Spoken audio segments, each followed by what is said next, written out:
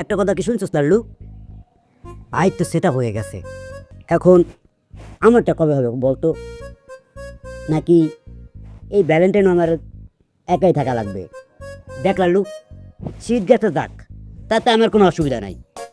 কিন্তু এই ভালোবাসা দিবসে যদি আমার একটা গার্লফ্রেন্ড চাই চাই চাই, তুই যদি কোনোভাবে ব্যবস্থা না করে দিতে পারস, তাহলে এই রুটি তো খাওয়া বন্ধ।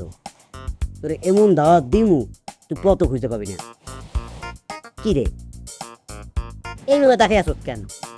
তুই কি ভাবতেছস আমি তোর মজা করতেছি?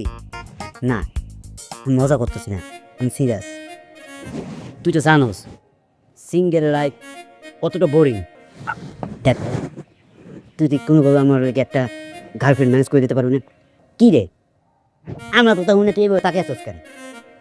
শুন, কিন্তু জানো, সুন্দরী মেয়ের কাছে যাওয়ার আমার সাহস নাই, তাই তো এই কথাগুলো করি।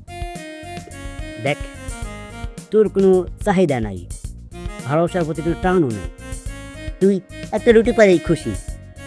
এই কথা শুনে তো লেজ নাড়াবি, রুটির দিকে কেন তাকায় রেছস? দেখ ভাই, আমার একটা সুন্দরী মাইয়া খুঁজে দে না, এমন করস কেন? তুই খা, ভালো করে খা, আমি গেলাম।